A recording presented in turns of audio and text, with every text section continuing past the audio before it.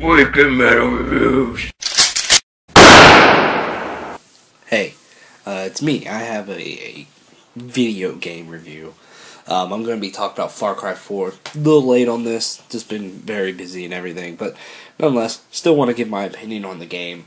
So this game dropped November 18th of 2014 for the PlayStation 4, PlayStation 3, Xbox One, Xbox 360, and PC.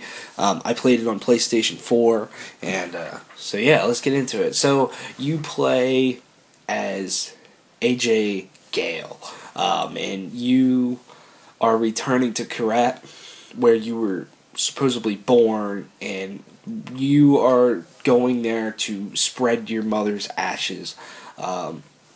And then I'll just say shit goes south, and then you're caught in a civil war between the Golden Path and kind of the Royal Army, pretty much.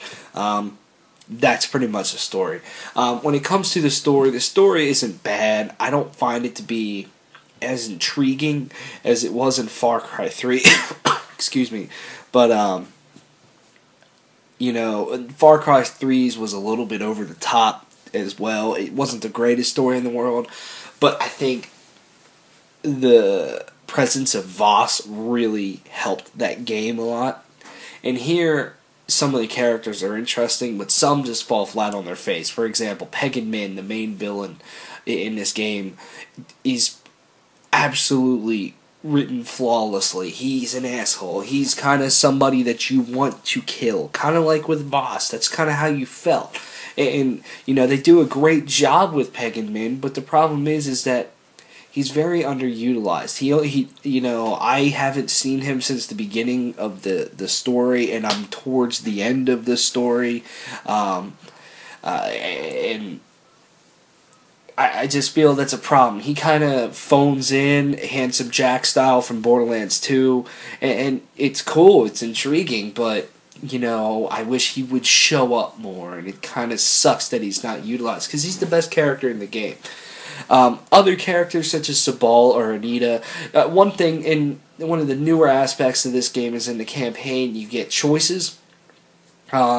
Sometimes, and choices are so drastic, I wish there was more of a middle ground to it, and it's like one or the other between Anita or Sabal, and they're always bickering at each other, they're always up in each other's faces, and it just gets a little annoying after a while.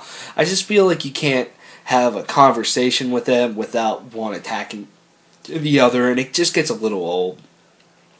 Other characters such as, I hope I say this right, Longinus or something like that, the African-American kind of weapons dealer type guy set up in a tent on the top of the fucking mountain. He's a very interesting character. He's so interesting to listen to. You smile and you just go, yes. So he's definitely a stronger character in this game, I feel. Another one is Hurk. Hurk's an entertaining character, but I feel he's very out of place in this game's world. The thing about Far Cry 4 is that it's a fun story. It's not something that'll completely bore you, but it's something that just takes itself way too damn seriously. The whole game just takes itself way too seriously, and when it's really just a game about blowing shit up and riding elephants and kicking people's ass and hunting down tigers and doing all kinds of crazy shit, and then you have this campaign that is just so overly serious. There's not one drop of comedy or anything in there, and that's something that I feel is a little old. Far Cry 3 was unique. It was the first time they did it, but that's another thing about this game. This game is basically Far Cry 3. I can't really tell you of too many things that are brand new in this game, and even if they are, they're just kind of minor things. But so I'll say, if you really enjoyed Far Cry 3, you'll probably enjoy playing Far Cry 4, but I'll have to say, also, if you haven't played Far Cry 3, either go play Far Cry 3, or you'd really enjoy Far Cry 4. So I'll just say that too. In terms of the world of Kyrat is a much more interesting place. Excuse me. I forget the name of the island that you were stuck on Far Cry 3. And while Far Cry 3 was a very pretty game. I felt the island was very repetitive in its areas, whereas Kyrat, I feel, there's a little bit more variety. The mountainside is gorgeous off in the distance.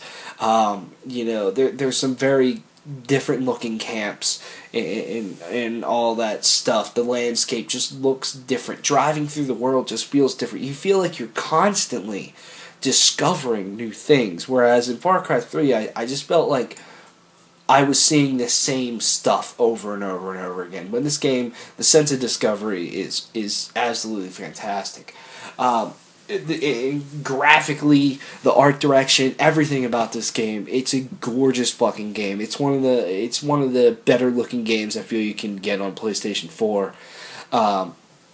Just the draw distance is pretty good. Pop-up is a little bit bad, but, I've heard some people saying that they've had a lot of performance problems. But I will say, after, almost 20 hours of playing this game, I have had no performance problems at all. So I don't know where that's coming from.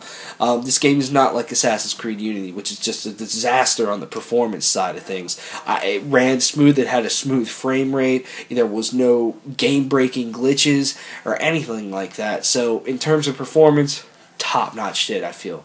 Now, moving on to gameplay. So in Far Cry is a first-person shooter franchise, if you didn't know, or you can't tell from my gameplay. The shooting, it feels good. It feels, like I said many times, it's a kind of common theme, it feels like Far Cry 3.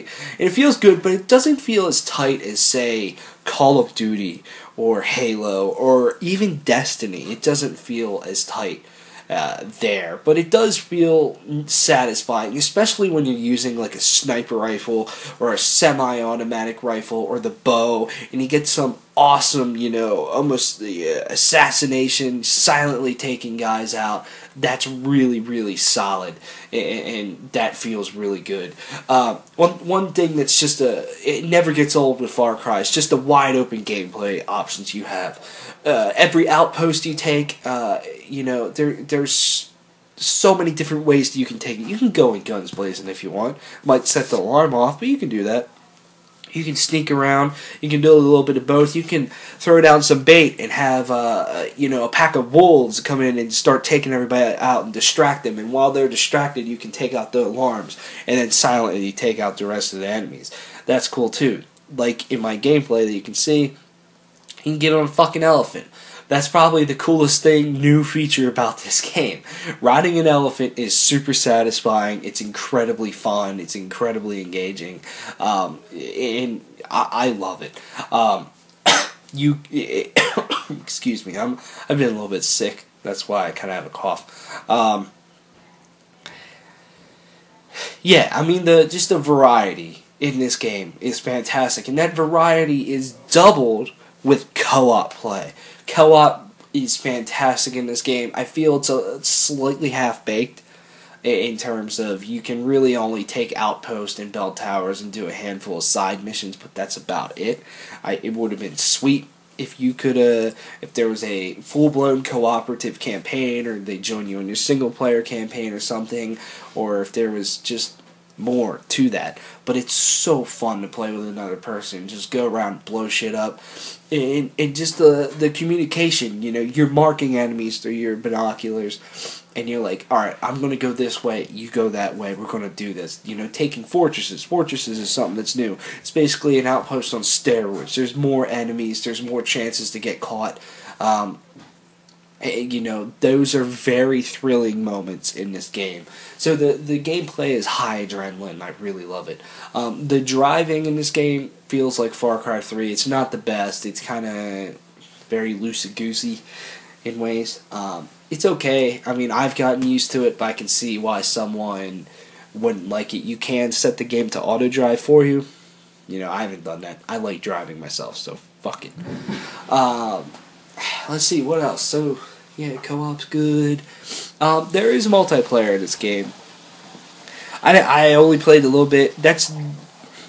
Let me take back a little bit what I said earlier. The multiplayer is the only performance thing that I ran into. I did get kicked from a match and all that stuff, but it wasn't terrible. The The multiplayer, what I played was, it felt a little bit run-of-the-mill, but it had that Far Cry twist on it, whereas you were pretty much hunting the other players, and it was very thrilling. It was pretty fucking cool. So, I mean, I do check out the multiplayer. It feels a little bit more as an add-on that's just kind of there, whereas the main highlight is the single player and then the co-op. So that's cool. There's the map editor. You can create your own maps with your own unique challenges on them. For example, I did this one map where you jumped super high, and so you could always take out enemies from the air and everything. And it was pretty fucking fun. I enjoyed it. Let's see. Like I said, this game's a lot like Far Cry 3. So in Far Cry 4, you can go hunting. In order to craft things such as another pouch to hold more weapons or more ammo or more syringes to heal yourself or even other syringes, hunting syringes to where you can gain an advantage when you're hunting or hunting rare animals or something. So crafting is back.